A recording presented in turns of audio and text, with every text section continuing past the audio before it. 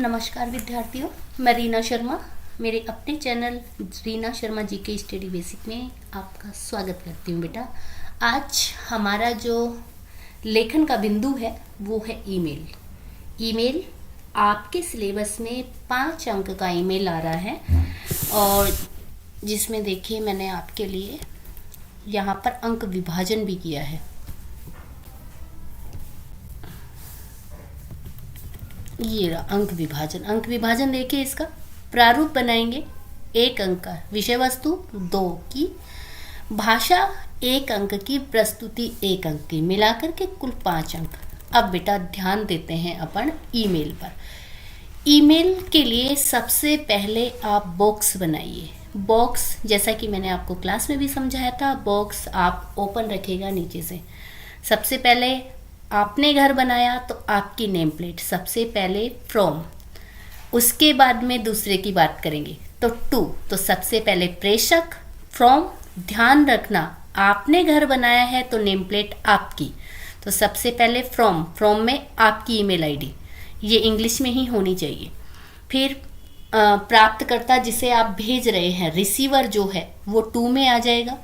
फिर आप CC BCC, अगर आपको पत्र में दिया हुआ, ईमेल में दिया हुआ है कि किसी को सीसी बीसीसी भी करना है तो वो आप लिखिए, नहीं तो ये कोई ज़रूरी नहीं है कि आप सीसी बीसीसी भी करें।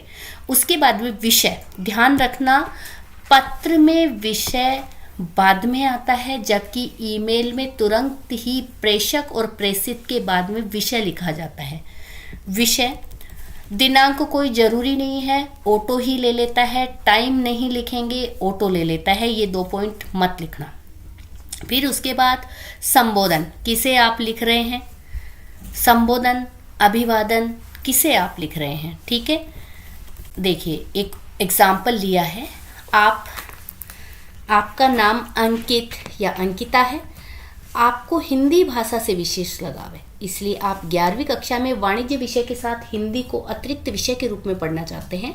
अपने विषय के प्रधानाचार्य महोदय को विद्यालय के ईमेल पते पर अपनी इच्छा लिखते हुए अनुमति प्राप्त कीजिए। इसके लिए आपको ईमेल लिखना है। सबसे पहले बॉक्स बनाएंगे, नीचे से ओपन। ठीक है, बॉक्स बना के सबसे पहले आपकी आईडी, तो फ्रॉम। ठीक है, अगर आपको हिंदी में प्रेषक, प्रेषित, प्राप्तकर्ता ऐसे याद रहते हैं तो आप हिंदी में लिखिए, अदरवाइज फ्रॉम। फिर टू, उसके बाद में विषय आपको दिया हुआ है अतिरिक्त विषय के रूप में हिंदी के चयन हेतु। उसके बाद में ये दिनांक और समय आपको नहीं लिखना है। फिर आपको डायरेक्ट सेवा में प्रधानाचार्य महोदय, क्योंकि उन रेस्पेक्टेड, ठीक है। और उसके बाद में आपको अपनी बात लिख देनी है और आपका आज्ञाकारी शिष्य। याद रखना बेटा, आप जब अपना नाम लिखेंगे, नाम आपका ऊपर जो दिया हुआ है प्रश्न में वही नाम होना चाहिए।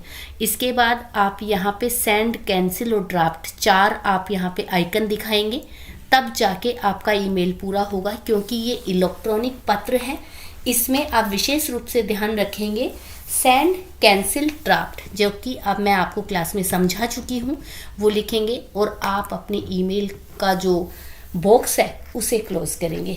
इसी प्रकार से आपके औपचारिक अनौपचारिक ईमेल आएंगे। तो जो आप पत्र पढ़ेंगे ना, पत्र के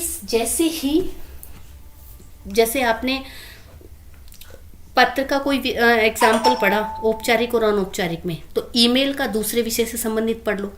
तो ईमेल और पत्र लगभग एक जैसे होते हैं, लेकिन फॉर्मेट का डिफरेंस होता है, ये ध्यान रखना है। इसमें भी सारा का सारा लेफ्ट हैंड ही चलेगा, लेकिन सेंड, कैंसिल, ड्राफ्ट लिखेंगे।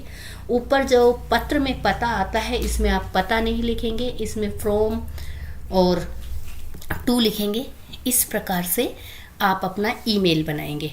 ठीक है, तो ईमेल आप लोगों के समझ में आ गया होगा। इसकी पीडीएफ और भी जो है मैं अभी डाल देती हूँ टेलीग्राम लिंक पर, आप सिर्फ पढ़ के जाइए। फॉर्मेट ध्यान में रखें, सबसे पहले बॉक्स, नीचे से ओपन, फ्रॉम, टू, विषय, उसके बाद में जो आप लिख रहे हो, जिसको लिख रहे हो, सेवा में कर रहे हो, प्रिय मित्र कर रहे हो, संबोधन, अभिवादन, मुख्य विषय वस्तु जो मध्य भाग होता है वो, और उसके बाद में आपका रिलेशन, आपका नाम जो पत्र में दिया हुआ है वो, और send cancel draft and attachment, यही इसका प्रारूप है। और नीचे से आप बॉक्स को क्लोज करना बिल्कुल नहीं भूलेंगे।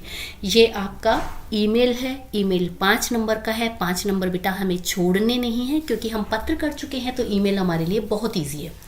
ठीक है, ध्यान रखना विषय का ही थोड़ा सा रहता है, विषय पत्र में बाद में आता है, इसमें विषय तुरंत पहले ही आ जाता है।